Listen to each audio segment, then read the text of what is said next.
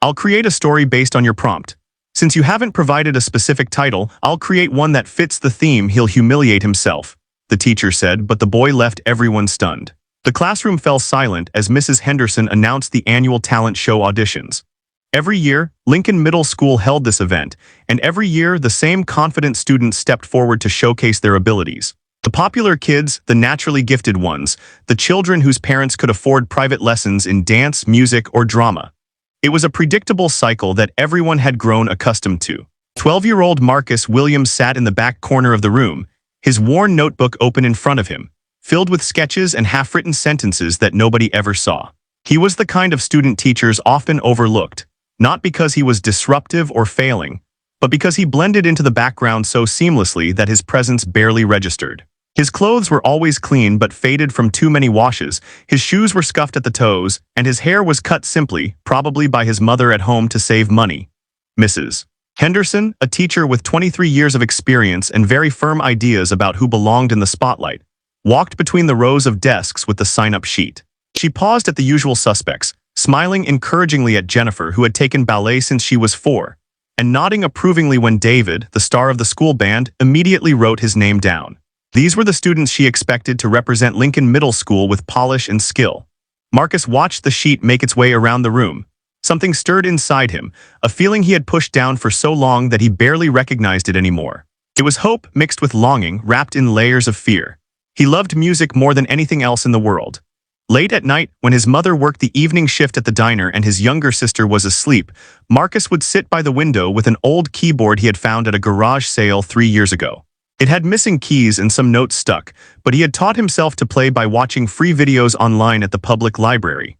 When the sign-up sheet reached his row, Marcus felt his hand tremble slightly. The logical part of his brain screamed at him to pass it along, to stay invisible, to stay safe.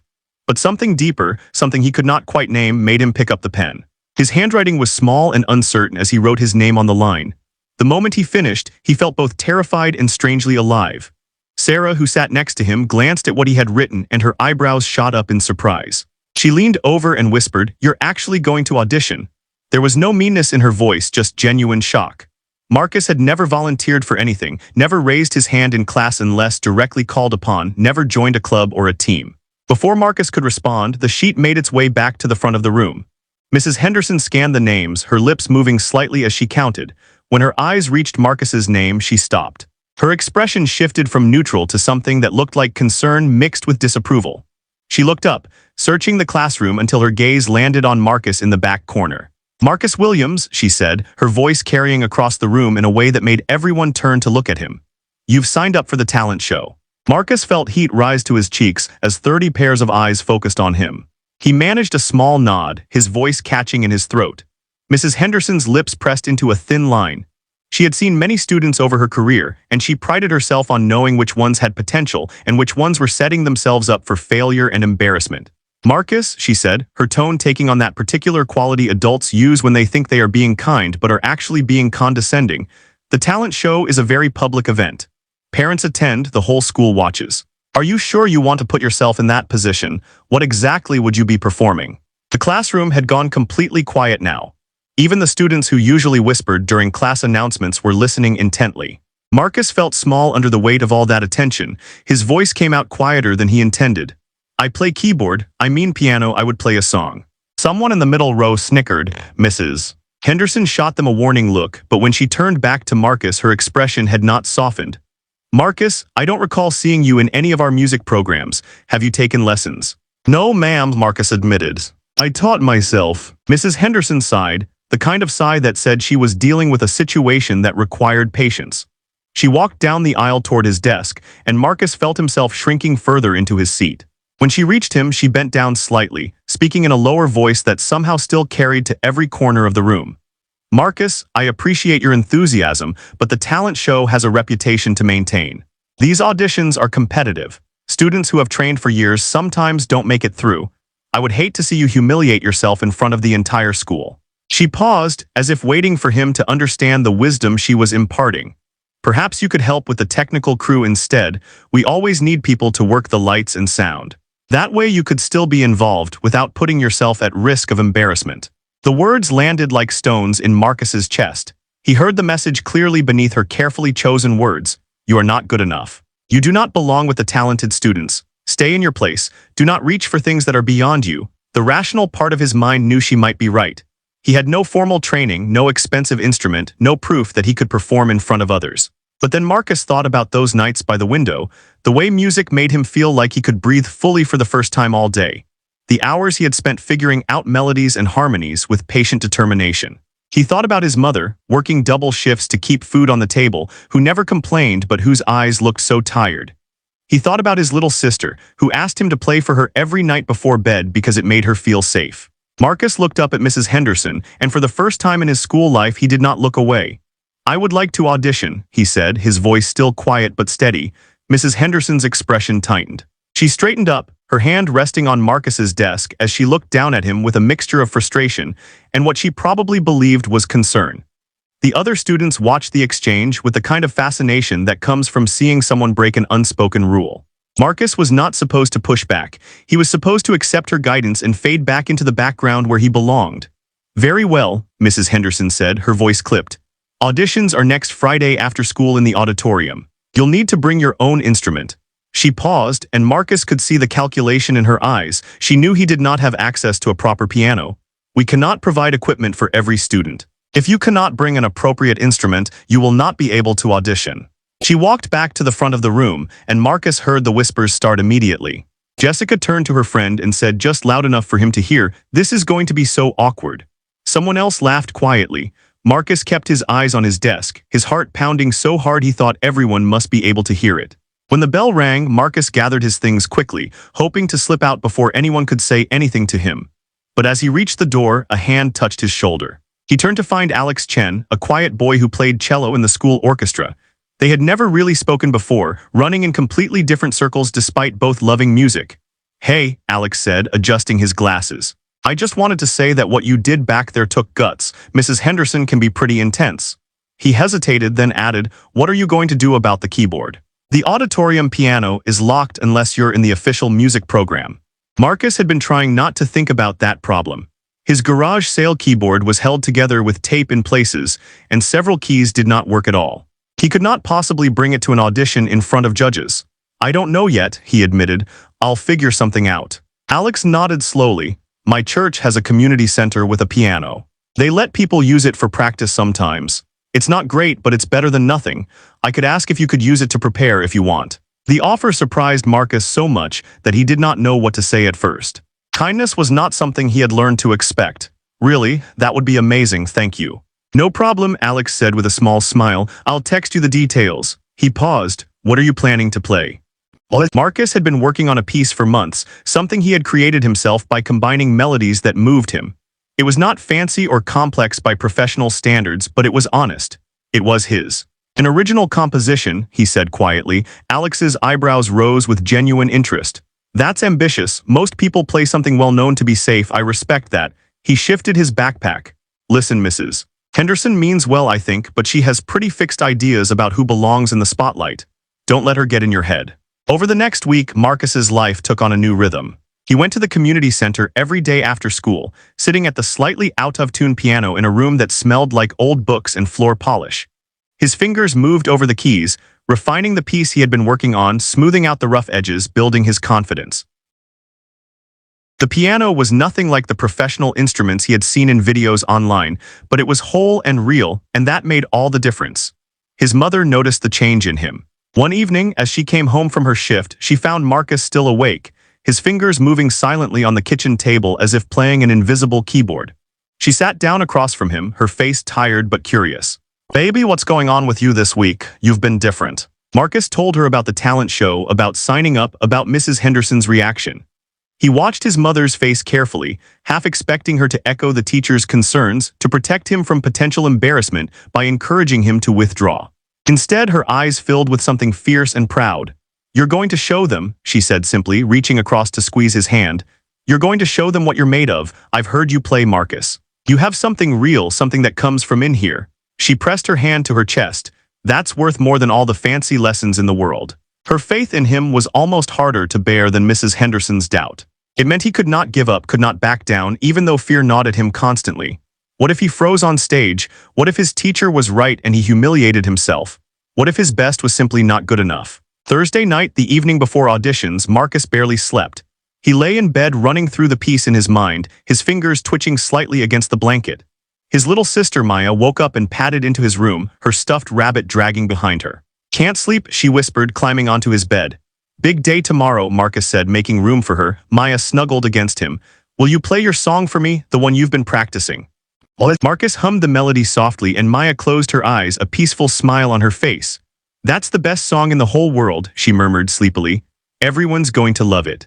If only it were that simple, Marcus thought. But holding his sister's small hand in the darkness, he made a decision. Even if he failed, even if Mrs. Henderson was right and he embarrassed himself, he would not regret trying. He would not spend the rest of his life wondering what might have happened if he had been brave enough to take the chance. Friday arrived with the weight of inevitability. Marcus moved through his classes in a fog, barely hearing what the teachers said, his mind already in the auditorium. He saw Mrs. Henderson twice that day, and both times she gave him a look that seemed to say she hoped he would come to his senses and withdraw before the auditions began. During lunch, Marcus sat alone as usual, but he noticed more people looking at him than normal. Word had spread about the weird, quiet kid who thought he could perform in the talent show. Some looks were curious, others were amused, and a few were openly skeptical. Jennifer, the ballet dancer, walked past with her friends and said loudly enough for him to hear, "I just hope it doesn't run too long." Some people really don't know when they're out of their leg. The final bell rang at 3:15 and Marcus felt his stomach drop. Auditions started at 3:30. He had 15 minutes. He went to his locker, grabbed his backpack, and stood there for a moment frozen. He could still leave. He could walk out the side door, go home, tell his mother he had changed his mind. No one would be surprised. Mrs. Henderson would probably be relieved. But then he thought about the hours at the community center, about his mother's fierce pride, about Maya's absolute certainty that his song was the best in the world. He thought about all the times he had made himself small, invisible, safe. And he thought about the music itself, the way it lived inside him and demanded to be heard. Marcus closed his locker and walked toward the auditorium. The hallway leading to the backstage area was crowded with students. Jennifer was stretching in her ballet outfit, her movements graceful and practiced. David had his trumpet, the brass gleaming under the fluorescent lights. A girl Marcus recognized from his English class was running through a monologue, her hands gesturing expressively. Everyone looked prepared, confident, like they belonged there. Marcus signed in at the table where a student volunteer sat with a clipboard. She looked at his name, then at him, then back at the name. "Marcus Williams, you're really auditioning?" The question was not mean, just surprised. Marcus nodded and she checked him off. "You'll be number 14, wait backstage until they call you." The backstage area was cramped and dark, smelling of old curtains and nervous sweat.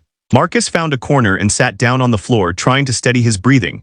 He could hear the auditions happening on the other side of the curtain. First was a girl singing a pop song, her voice strong and clear. The judges clapped politely when she finished. Then came a comedy routine that made everyone laugh. Then David with his trumpet, playing a complex jazz piece that showcased years of training. One by one, students performed and returned backstage, some looking confident, others disappointed. Marcus counted them. Number 7, number 9, number 12. His hands were shaking now and he pressed them against his thighs to make them stop. Number 13, Emily Rodriguez, the stage manager called. Emily, the girl with the monologue, took a deep breath and walked onto the stage. Marcus heard her begin, her voice projecting clearly. She was good, really good. Of course she was, everyone here was good. What was he thinking? Emily finished to enthusiastic applause. Marcus heard Mrs. Henderson's voice from the judges' table saying, "Excellent work, Emily, very professional." Then the stage manager appeared, clipboard in hand. Number 14, Marcus Williams. This was it. Marcus stood up, his legs feeling unsteady beneath him. He walked toward the stage entrance and the stage manager stopped him. "Where's your instrument?" Marcus's heart stopped. In his nervousness, he had forgotten the fundamental problem. He had no keyboard. The auditorium piano was locked, unavailable to students who were not in the official music program. Mrs. Henderson's requirement that students bring their own instruments had seemed like a reasonable rule, but Marcus suddenly understood it for what it really was. She had known he could not bring a proper keyboard. She had set up a barrier she expected him to fail to overcome. "I don't have one," Marcus said, his voice barely audible. "I thought I could use the auditorium piano." The stage manager looked uncomfortable. "That piano is only for music department students, it's school policy." She glanced toward the stage. "I'm sorry, but if you don't have an instrument, you can't audition." Marcus felt everything crashing down around him. All the practice, all the courage it had taken to sign up, all his mother's pride and Maya's faith. All of it meaningless because of a locked piano and a rule designed to keep people like him out. He stood there, unable to move, unable to think. Then a voice came from behind him. "He can use my keyboard." Marcus turned to see Alex Chen standing there holding a professional-grade digital keyboard, the kind that cost hundreds of dollars. Alex's cello audition had been early in the session, and Marcus had assumed he had left. But here he was offering something invaluable. "Alex, you don't have to," Marcus started, but Alex was already shaking his head. "I brought it for you," Alex said simply. "I figured you might run into the piano problem. Mrs. Henderson pulled the same thing on a kid last year. He gave up and left." He handed the keyboard to Marcus. "Don't give up." The stage manager looked between them, then shrugged. "All right, if you have an instrument, let's go. You're holding up the schedule." Marcus took the keyboard, its weight solid and real in his hands. Alex gave him an encouraging nod and stepped back. The stage manager led Marcus onto the stage, helping him set up the keyboard on a stand and plug it in. The auditorium stretched out before him, mostly empty except for the three judges sitting at a table in the middle section. Mrs. Henderson sat in the center, flanked by Mr. Patterson, the music teacher, and Ms. Lee, the drama instructor. Mrs. Henderson's expression when she saw Marcus was hard to read, somewhere between surprise that he had actually shown up and resignation that she would have to sit through his performance. The stage lights were bright, making it hard to see beyond the first few rows. Marcus sat on the stool in front of the keyboard, his hands hovering over the keys. The silence stretched out and he knew he needed to begin, but suddenly his mind was completely blank. He could not remember how his piece started. The hours of practice seemed to evaporate, leaving only panic. Mrs. Henderson leaned forward. "Marcus, you may begin whenever you're ready. We have quite a few more auditions to get through." The impatience in her voice was clear. She expected him to fail. She had expected him to not even make it this far. And sitting there under the lights, Marcus felt the crushing weight of her low expectations, of every time someone had overlooked him or dismissed him or decided he was not worth noticing. He closed his eyes and thought about why he played music in the first place. Not for teachers or judges or applause. He played because late at night, when the world was quiet, music was the only language that could express what he felt. He played for his mother, coming home exhausted and finding a moment of peace in his melodies. He played for Maya, who believed in magic because she believed in him. Marcus put his fingers on the keys and began to play. The piece started softly, a simple melody that sounded almost fragile in the large auditorium. It was not flashy or technically complex in the way that David's jazz trumpet piece had been. But there was something in it, something honest and raw. The melody built slowly, adding layers, the left hand creating a rhythm that felt like a heartbeat, while the right hand carried a tune that seemed to ask questions and then answer them. As Marcus played, something shifted inside him. The nervousness did not disappear completely, but it became background noise. What mattered was the music, the story he was telling through sound. The piece moved through different emotions, from loneliness to hope, from struggle to determination. It was the story of being invisible and wanting to be seen, of being told you were not enough and choosing to try anyway. In the middle section, Marcus took a risk, improvising slightly, letting the music go where it wanted to go rather than sticking rigidly to what he had practiced. His fingers moved with increasing confidence, and he forgot about the judges, forgot about Mrs. Henderson's doubts, forgot about everything except the conversation he was having with the keys beneath his hands. The piece built to a climax that was not loud or dramatic but felt inevitable, like watching the sun rise. Then it resolved into a quieter ending, the melody coming back to where it had started but changed somehow wiser. Marcus played the final notes and let them ring out into silence. For a moment, nothing happened. Marcus sat with his hands still on the keys, suddenly aware again of where he was, of the judges watching him. He had done it. He had actually performed. Whether it was good enough or not, he had been brave enough to try. Then he heard it. Applause, not the polite, obligatory clapping that had followed most auditions. Real applause. Marcus looked up, confused, and saw that it was not just coming from the judges' table. Students who had finished their auditions had stayed to watch from the side seating areas. They were on their feet, clapping. Even some of the performers who had seemed dismissive before were applauding with genuine enthusiasm. At the judges' table, Mr. Patterson was leaning back in his chair with a look of amazement on his face. Ms. Lee was smiling widely, nodding as she clapped. And Mrs. Henderson sat perfectly still, her hands folded in her lap, her expression unreadable. Marcus stood up awkwardly, not sure what to do. The stage manager appeared and helped him disconnect the keyboard. As Marcus walked off stage, several students he had never spoken to before stopped him to say his performance was incredible, asking where he had learned to play like that, telling him he was definitely going to make it into the show. Alex was waiting in the wings, grinning broadly. "That was amazing, man. Where did that come from?" Marcus could not find words to answer. His hands were still shaking, but now it was from the adrenaline of having actually done it, of having put himself out there and survived. More than survived, he had played his truth and people had listened. Truth and people had listened. The weekend passed in a strange blur. Marcus replayed the audition in his mind constantly, analyzing every moment, every note, trying to read meaning into the judges' reactions. His mother had hugged him so tightly when he came home and told her what happened, and Maya had insisted he play the piece for her 3 more times before bed. But underlying the satisfaction of having faced his fear was a gnawing uncertainty. Mrs. Henderson had not clapped, she had not smiled. She had just sat there stone-faced as everyone else reacted. Marcus knew the judges would meet over the weekend to decide which acts would make it into the actual talent show, and Mrs. Henderson's vote carried significant weight as the faculty coordinator.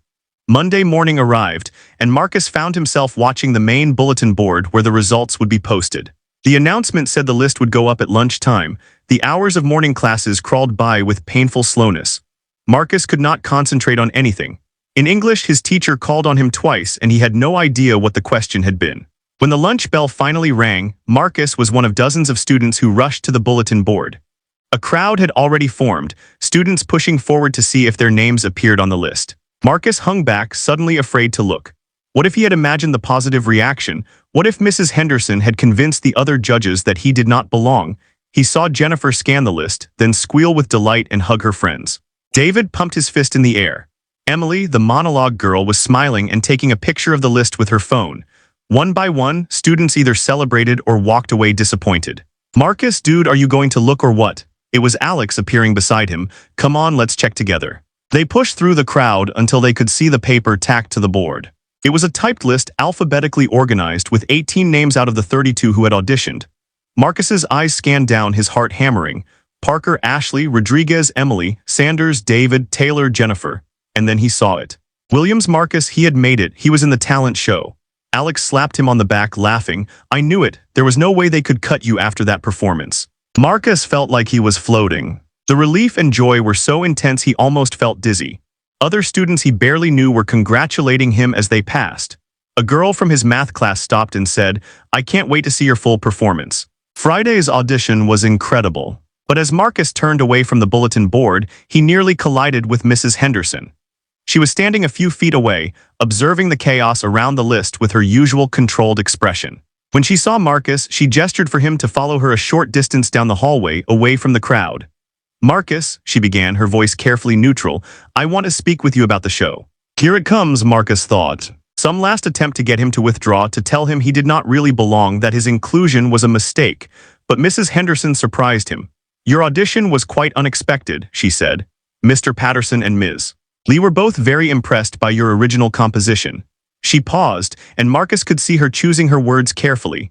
I want you to understand that the talent show reflects on our entire school. It's broadcast to parents, to the school board, to the community. The standards are high because the stakes are high. I understand, Marcus said quietly. I don't think you do, Mrs. Henderson continued. When I expressed concern about your participation, it wasn't personal. It was based on experience. I've seen too many students get hurt by putting themselves in situations they weren't prepared for. She looked at him directly. You've made it past auditions, which is commendable, but the actual show is different. The pressure is immense. The audience is large, and if something goes wrong, there's no second chance. Marcus met her gaze. Are you asking me to drop out? Mrs. Henderson's lips pressed together. I'm asking you to seriously consider whether you're ready for this. You're competing against students who have been training their entire lives. Your piece was interesting, even moving in its way. But raw talent and emotion aren't always enough when you're on stage in front of 500 people. The words stung because there was truth in them. Marcus did not have years of training. He did not have a professional instrument or expensive lessons or any of the advantages the other performers had. All he had was the music inside him and the determination to share it. I want to perform, Marcus said, keeping his voice steady. I know I'm not like the other students, but I earned my spot in those auditions. I'm going to see it through. Mrs. Henderson studied him for a long moment. Very well, she said finally. Rehearsals begin Wednesday after school. Don't be late. She started to walk away, then turned back. And Marcus, you'll need to bring your own keyboard for the show. We still cannot provide equipment. As she walked away, Marcus felt the brief joy of making the list drain away slightly. The keyboard, of course. He could not ask to borrow Alex's keyboard again, not for the actual show. Alex would be performing his own piece on cello. Marcus needed his own instrument, and he had no idea how he was going to get one. That evening, Marcus sat at the kitchen table with his mother, explaining the problem. The talent show was in 2.5 weeks. Without a keyboard, he could not rehearse properly and definitely could not perform. His old garage sale keyboard was falling apart even more now, with additional keys sticking and the power cable held together with electrical tape. His mother listened, her face thoughtful. She had just come home from a double shift, and Marcus could see the exhaustion in the lines around her eyes. She worked so hard to keep them afloat, and he hated adding to her burdens. "How much does a keyboard cost?" she asked. "A decent one, I mean."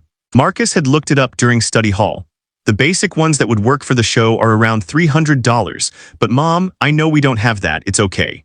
I'll figure something out. His mother was quiet for a moment, and Marcus could practically see her doing calculations in her head, trying to figure out if there was any way to make it work. Finally, she sighed. "Baby, I'm so proud of you for getting into this show. You've worked so hard. But $300 right now, with rent due and Maya needing new shoes because her feet keep growing, I just don't see how we can swing it." "I know," Marcus said quickly. "Really, it's fine, I shouldn't have even brought it up. I'll talk to the music teacher or something. Maybe the school has an old keyboard in storage I could borrow." But even as he said it, he knew it was unlikely. Mrs. Henderson had been clear about the equipment policy, and she was not someone who bent rules. Over the next few days, Marcus tried everything he could think of. He asked Mr. Patterson, the music teacher, who sympathetically explained that all school instruments were checked out to music program students and there were none available. He looked into rental options, but even the cheapest places wanted $100 for 2 weeks, plus a deposit. Alex heard about the problem and offered to ask around the orchestra to see if anyone had an extra keyboard Marcus could borrow. A few kids said they had old ones at home, but when Alex followed up, the instruments were either broken or being used by younger siblings. Marcus continued going to the community center to practice on their piano, but he knew it was not the same. The talent show would require him to bring a portable keyboard. The setup would be different, the feel would be different, and he would have no time to adjust during the actual performance. Wednesday arrived, and with it, the first rehearsal. Marcus showed up at the auditorium after school feeling anxious and out of place. The other performers were running through their acts, making adjustments, working with the technical crew on lighting and sound cues. Mrs. Henderson was there with a clipboard, organizing everything with military precision. When it was Marcus's turn to rehearse, he had to explain again that he did not have a keyboard yet. Mrs. Henderson's expression said everything her words did not. This was exactly the kind of problem she had predicted. Mr. Patterson tried to be encouraging, suggesting Marcus could at least run through the piece on the locked auditorium piano for rehearsal purposes, but Mrs. Henderson vetoed that immediately. "If he's going to perform on a keyboard, he needs to rehearse on a keyboard," she said firmly. "The touch is completely different from a piano. We can't have him getting comfortable with one instrument and then switching to another for the show." She was right, but the way she said it made Marcus feel like she was hoping he would fail to solve the problem and have to withdraw. He sat in the auditorium seats while other performers rehearsed, feeling increasingly desperate and foolish. What had he been thinking? That everything would just magically work out because he wanted it badly enough. After rehearsal, Marcus walked home slowly, his backpack heavy on his shoulders. It was getting dark earlier now, and the streetlights were flickering on one by one. He passed by the pawn shop on 5th Street, the same place where he had bought his broken garage sale keyboard years ago. On impulse, he went inside. The shop smelled like dust and old metal. Behind the counter, Mr. Raymond, the owner, looked up from his newspaper. He was an older man with gray hair and kind eyes who had always been decent to Marcus. "Evening, young man," Mr. Raymond said. "What can I do for you?" Marcus explained about the talent show, about needing a keyboard, about having no money to buy one. As he talked, he felt increasingly embarrassed. This was pointless. Even if Mr. Raymond had a keyboard in the shop, Marcus could not afford it. Mr. Raymond listened carefully, then stood up and walked to the back of the shop. He returned a few moments later carrying a keyboard case, which he set on the counter and opened. Inside was a Yamaha keyboard, not top of the line but solid and professional looking, with all its keys intact and working. "Had a music teacher trade this in about 6 months ago," Mr. Raymond said. "It's been sitting in back because I haven't had anyone looking for one. Usually people want guitars or drum sets." He looked at Marcus. "I was planning to sell it for $200, but I could go down to $150 for you." $150 might as well have been $1,000. Marcus felt his last hope evaporate. "I don't have anything close to that," he admitted. "I'm sorry for wasting your time." "Hold on now," Mr. Raymond said. "You didn't let me finish." He closed the keyboard case and pushed it across the counter toward Marcus. I remember you, you know. You came in here 3 years ago with your mama, and you bought that old broken keyboard with money you'd saved up from doing yard work. Your mama told me you taught yourself to play on that thing. Marcus nodded, not sure where this was going. I got a storage room in back that could use organizing, Mr. Raymond continued. And my wife's been after me to clean up the front display cases and reorganize the inventory. I'm too old to be climbing around moving boxes and polishing glass. You work for me after school for the next 2 weeks and the keyboard is yours. Fair trade. Marcus stared at him, unable to believe what he was hearing. You're serious. Dead serious. I need the help and you need the keyboard. Seems like good business to me. Yes, Marcus said immediately. Yes, absolutely. Thank you so much. Mr. Raymond smiled. You can take it with you now. Just show up tomorrow at 4 o'clock ready to work. And Marcus, when you perform in that show, you make sure I get a ticket. I want to see what all this effort is for. Marcus carried the keyboard case home, his arms aching from the weight but his heart feeling lighter than it had in days. When he walked through the door and his mother saw what he was carrying, her hands flew to her mouth. How did you get that? Marcus explained about Mr. Raymond's offer, and his mother's eyes filled with tears. That man has always had a good heart, she said. You're going to work hard for him, you hear me? You're going to earn that keyboard. I will, Marcus promised. I'm going to earn it and then I'm going to play the best performance of my life. The next 2 weeks became the most intense period of Marcus's life. Every day after school, he went straight to the pawn shop and worked for 3 hours. He organized the storeroom, climbed ladders to dust high shelves, polished display cases until they gleamed, and helped Mr. Raymond set up a new inventory system on the computer. Mr. Raymond was a patient teacher, showing Marcus how to appraise items that people brought in, how to spot quality versus junk, how to treat customers with dignity even when they were desperate and selling family heirlooms to make rent. Marcus learned more about human nature in those 2 weeks than he had in his entire life before. After work each evening, Marcus would hurry home, eat dinner quickly with his mother and Maya, and then spend 2 hours practicing on the Yamaha keyboard. It was a revelation. The keys responded smoothly, every note played clearly, and the sound quality was 100 times better than his old broken instrument. Marcus's piece evolved as he learned what the keyboard could do, adding subtle touches and dynamics he had never been able to achieve before. At school, rehearsals continued. Now that Marcus had a keyboard, Mrs. Henderson could no longer use that as a reason to exclude him, but she found other ways to express her doubt. She questioned his staging, suggesting his simple setup of just sitting at the keyboard was not visually interesting enough. She critiqued his posture, his timing, even the way he transitioned onto and off the stage. The other performers noticed her particular attention to Marcus. Some seemed to feel bad for him. Jennifer, the ballet dancer, actually approached him after one rehearsal and said quietly, "Don't let her get to you. She's always harder on the people she doesn't expect to succeed. It's like she takes it personally when someone proves her wrong." David, the trumpet player, was less sympathetic. "Look, man, she has a point about some things. This show is a big deal, and you don't have the background the rest of us have. Maybe she's just trying to prepare you for reality." But Alex remained firmly in Marcus's corner. "Henderson has this idea that talent is something you're born with or you buy with lessons," he said one day as they walked out of rehearsal together. "She can't handle the idea that someone could create something meaningful without following her approved path. Your piece is better than half the stuff in this show because it's real. Don't let her make you doubt that." The night before the talent show, Marcus barely slept. He ran through the piece in his mind over and over, imagining every possible thing that could go wrong. What if his hands shook so badly he could not play? What if he forgot the melody halfway through? What if the keyboard malfunctioned? What if Mrs. Henderson was right and he humiliated himself in front of everyone? His mother found him sitting by the window at 2 in the morning, staring out at the quiet street. She sat down beside him without saying anything at first, just being present. Finally, she spoke. "You know what courage is, Marcus. It's not being fearless. It's being terrified and doing the thing anyway because it matters to you." She took his hand. "Tomorrow, no matter what happens, you're going to walk onto that stage and play your music. Some people will love it, some might not understand it, but you will have done something most people never do. You will have been brave enough to share your truth with the world." "What if I mess up?" Marcus whispered. "Then you mess up in front of people who will have forgotten about it in a week. But if you don't try, if you let fear or someone else's doubt stop you, you'll remember that forever." She squeezed his hand. "You've already won, baby. You've already proven you're stronger than the voice that tells you to stay small and invisible. Everything from here is just the celebration of that victory." The next morning, Marcus got to school early. The talent show was scheduled for 7 in the evening, but performers were expected to arrive by 5:30 for final sound checks and preparation. Marcus went through his classes in a daze, the hours stretching out endlessly. At lunch, Alex found him and they ate together in companionable silence. "You ready?" Alex finally asked. "I have no idea," Marcus admitted. "I feel like I might throw up." "That's normal, I threw up before my cello audition." "Still made it into the show."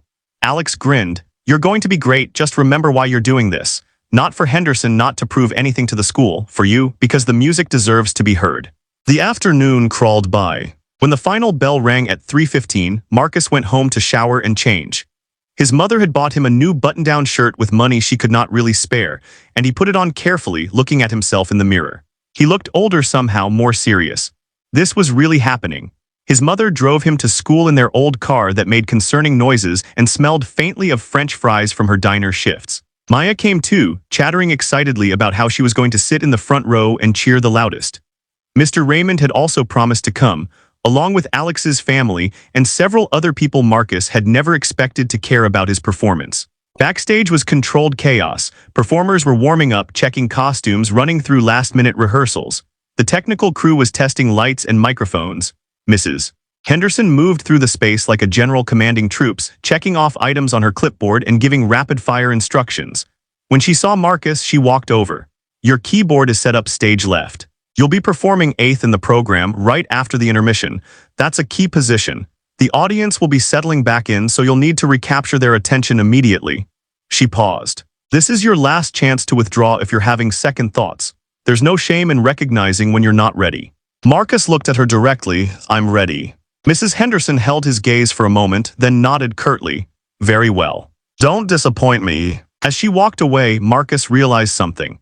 He did not care anymore whether he disappointed Mrs. Henderson or lived up to her expectations. He had spent too much of his life trying to be invisible, trying not to disappoint anyone by simply not existing in any meaningful way. Tonight was about stepping into visibility, into his own life, regardless of what anyone else thought. The auditorium filled up quickly. Marcus peeked through the curtain and saw his mother and Maya sitting in the third row, his mother looking proud and nervous, Maya bouncing in her seat with excitement. Mr. Raymond was a few rows back and he gave Marcus a thumbs up when their eyes met.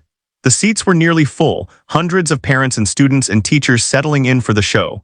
The lights dimmed and the show began. Jennifer performed her ballet piece flawlessly, her movements precise and beautiful. A comedy duo had the audience laughing. A girl sang a Broadway song that showcased her powerful voice. One by one, the performers delivered polished, professional acts that represented hours of training and preparation. Then came intermission. Marcus stood in the wings, his heart pounding so hard he thought it might break through his chest. This was it. In 15 minutes he would walk onto that stage. The fear was enormous, threatening to swallow him whole. His hands were shaking, his mouth was dry. Alex appeared beside him. "You've got this," he said simply. "Just breathe and let the music do what it does." The stage manager gave the 5-minute warning. Marcus walked to where his keyboard was set up just off stage, waiting to be rolled into position. He sat down on the stool and put his hands on the keys, not playing, just feeling the familiar shape of them under his fingers. This keyboard, earned through hours of hard work at the pawn shop, was his. The music he was about to play was his. This moment, terrifying and exhilarating in equal measure, was his. The lights came back up, signaling the end of intermission. The audience settled into their seats. Mrs. Henderson walked to the microphone to introduce the next performer, and Marcus suddenly realized he was about to hear how she would present him. Would she damn him with faint praise? Would her tone suggest he did not really belong on this stage? "Our next performer," Mrs. Henderson said, her voice clear and professional, "is an 8th grade student who taught himself to play keyboard. He will be performing an original composition." She paused, and Marcus braced himself for whatever cutting remark would come next, but instead she said, "Please welcome Marcus Williams." The applause was polite and expectant. The technical crew rolled Marcus's keyboard onto the stage, positioning it in the center spotlight. Marcus stood up, his legs feeling shaky, and walked onto the stage. The lights were even brighter than he remembered from auditions, and the audience was a sea of faces that he could barely distinguish. He sat down at the keyboard. The silence was absolute, everyone waiting for him to begin. This was the moment Mrs. Henderson had warned him about, the moment when the pressure could overwhelm everything. Marcus thought about all the people who had told him he did not belong here, that he was not good enough, that he would humiliate himself. He thought about every time he had made himself invisible because it was safer than being seen. And then he thought about his mother working double shifts so he and Maya could have a better life. He thought about Mr. Raymond believing in him enough to trade a keyboard for honest work. He thought about Alex offering help with no expectation of anything in return. He thought about Maya's absolute certainty that his song was the best in the world. Marcus put his fingers on the keys and began to play. The piece started the same way it had during auditions, with that fragile melody that sounded like a question being asked in the darkness. But something was different this time. Maybe it was the hours of practice on a proper instrument, or maybe it was the journey of the past few weeks, but the music had deepened somehow. It had more layers, more meaning. As Marcus played, he forgot about the audience, forgot about Mrs. Henderson and her doubts, forgot about being afraid. There was only the music and the story it was telling. The story of being small and invisible and deciding to take up space. The story of being told you were not enough and choosing to try anyway. The story of finding your voice when everyone expected you to stay silent. The piece built and evolved, moving through emotions like chapters in a book. There were moments of struggle, passages where the melody seemed to fight against itself, representing all the obstacles and doubts. Then there were moments of breakthrough, where the music opened up into something hopeful and triumphant. Marcus improvised again in the middle section, letting his fingers find notes that felt right in the moment, trusting his instinct rather than rigidly following what he had practiced. He could feel the audience leaning in, listening intently. The auditorium was completely silent except for the music, everyone caught up in the emotional journey Marcus was creating through sound. He poured everything into it, all the loneliness and determination, all the fear and courage, all the times he had been overlooked and the fierce desire to be seen. The piece built to its climax not with volume but with intensity, every note feeling essential and true. Then it resolved into the quieter ending, the melody returning to where it had started but transformed. The final notes rang out into silence and Marcus lifted his hands from the keys. For a heartbeat, nothing happened. The silence stretched out and Marcus felt a flash of panic. Had it been terrible? Had people not understood what he was trying to say? Then the applause started, but it was not polite, scattered clapping. It was thunderous. People rose to their feet, first a few, then dozens, then the entire auditorium. They were giving him a standing ovation. Marcus sat frozen at the keyboard, unable to process what was happening. He could see his mother in the third row, tears streaming down her face, clapping so hard her hands must have hurt. Maya was jumping up and down, cheering at the top of her lungs. Mr. Raymond was on his feet, beaming. Alex was in the wings, pumping his fist in the air. And at the judges' table, Mrs. Henderson was standing too. She was not smiling exactly, but there was something in her expression Marcus had never seen before. Respect, maybe. Or perhaps the realization that she had been wrong. The applause seemed to go on forever. Marcus stood up, unsure of what to do, and gave an awkward bow. The audience cheered louder. The stage manager eventually had to signal that they needed to move on to the next performer, and Marcus walked off stage in a daze, his ears ringing. Backstage, he was immediately surrounded by other performers congratulating him, telling him his piece was incredible, asking where they could hear it again. Alex grabbed him in a bear hug, laughing. That was insane, did you hear them? They lost their minds. The rest of the show passed in a blur. Marcus barely registered the other performances, still trying to comprehend what had just happened. When the final act finished and all the performers came back on stage for the closing bow, Marcus received another wave of applause, people in the audience pointing at him and cheering. After the show, his mother and Maya found him in the chaos of the lobby. Maya crashed into him, hugging his waist. You were the best, everyone loved you, I told you it was the best song in the whole world. His mother pulled him close and he could feel her shaking slightly. I am so proud of you, she whispered, so incredibly proud. Mr. Raymond made his way through the crowd and shook Marcus's hand firmly. You earned that keyboard, son. And you just proved why it was worth earning. People Marcus did not even know stopped him to offer congratulations. Parents asked if he gave lessons, students asked if he had recorded his piece anywhere, teachers he had never spoken to told him his performance was the highlight of the evening. It was overwhelming and wonderful and terrifying all at once. Finally, as the crowd began to thin, Mrs. Henderson approached. Marcus braced himself, not sure what she would say now that he had proven her wrong so publicly. She looked at him for a long moment before speaking. Marcus, I owe you an apology. I made assumptions about you based on my own biases and limited thinking. What you did tonight was extraordinary. Not just the technical performance, though that was impressive, but the courage it took to get on that stage knowing how many people doubted you. She paused, and Marcus saw something vulnerable in her expression. I was one of those people who doubted you and I was wrong. You have a rare gift, and I hope you won't let anyone, including me, convince you otherwise again. Marcus did not know what to say. This was perhaps more surprising than the standing ovation. Thank you, he managed finally. Mrs. Henderson nodded. I've spoken with Mr. Patterson. If you're interested, we would like to offer you a place in the advanced music program with a scholarship that would cover any costs for lessons or materials. You deserve access to resources that can help you develop your talent further. After she walked away, Marcus stood in the emptying lobby feeling like he was living in someone else's life. Just a few weeks ago, he had been invisible, a background character in his own story. He had been the quiet kid in the back corner who nobody noticed or expected anything from, and now everything had shifted. But as his family headed to their old car that smelled like French fries, Maya holding his hand and chattering about her favorite parts of the show, Marcus realized something important. The external validation was nice, the standing ovation and the scholarship and Mrs. Henderson's apology. But what mattered most was that he had not let fear or doubt stop him from trying. He had given himself permission to be visible, to share his gift, to take up space in the world. The teacher who had said he would humiliate himself had been wrong.